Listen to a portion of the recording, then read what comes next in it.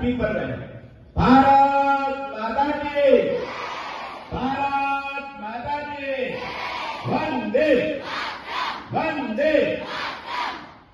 मंच पर विराजमान शाला के संचालक श्री विनय मिश्रा जी एवं हमारे उत्तर भारतीय विकास ट्रस्ट के चेयरमैन श्री विनय मिश्रा जी, वरिष्ठ शिक्षक श्री गणु भाई, शाला की प्रधानाचार्य शीता मैडम, कौशिक भाई, छना भाई, प्यारे विद्यार्थियों, शिक्षकों एवं यहाँ पर पधारे हुए सभी लोगों का मैं वंदन करता हूं। आज का ये पर्व है, ये बहुत ही हमारे लिए महत्वपूर्ण पर्व है। ये कोई सामान्य दिन नहीं है। आज भारत का 78वां स्वतंत्रता दिवस हम मनाने जा रहे हैं। इस तिरंगे के नीचे हम बैठे हैं तो आज के दिन हमारा कर्तव्य है कि आज का दिन एक मात्र सरकारी छुट्टी बन के न रह जाए। हम स्कूल में इकट्ठे हो, ध्वजवंदन करें और घर जाकर खेलो तो आज का दिन न निकाल दें।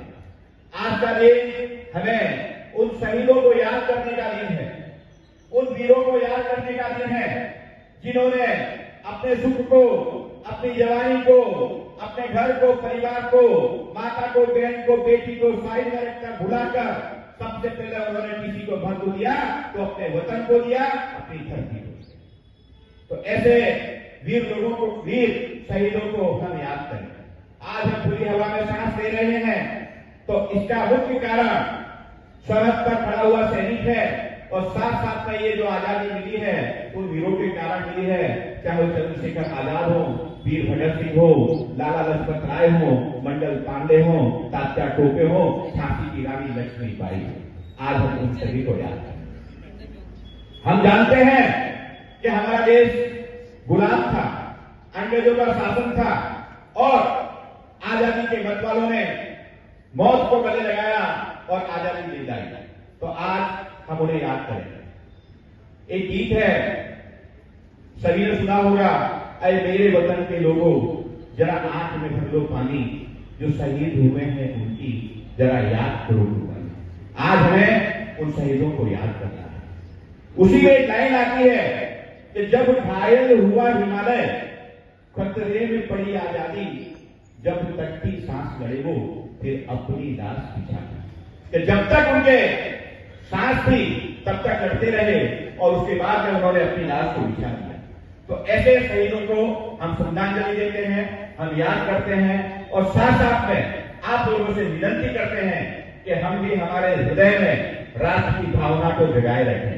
हमारे बीच में भी शहीद वीर भगत सिंह पैदा हो, हमारे बीच में भी चंद्रशेखर आजाद पैदा हो, उनके विचारों को हम पैदा करते रहें और एक नहीं अनेक वीर भगत सिंह हमारे विचारों में पलते रहें।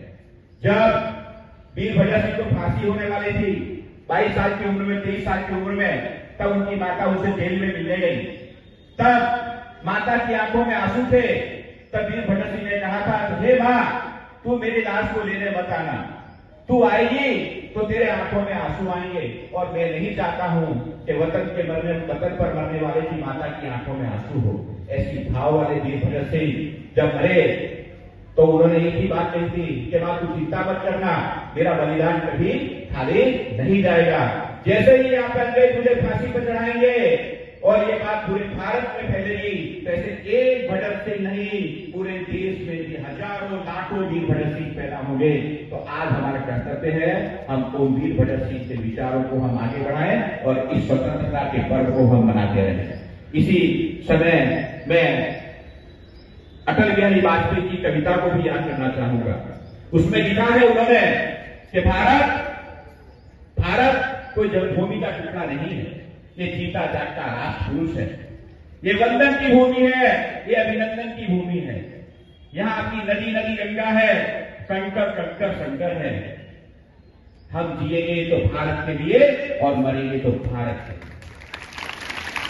मरने के बाद यदि गंगा में बहती हुई रस्तियों में कोई कुरान लगाकर सुनेगा तो एक ही आवाज आएगी, भारत माता की, भारत माता की।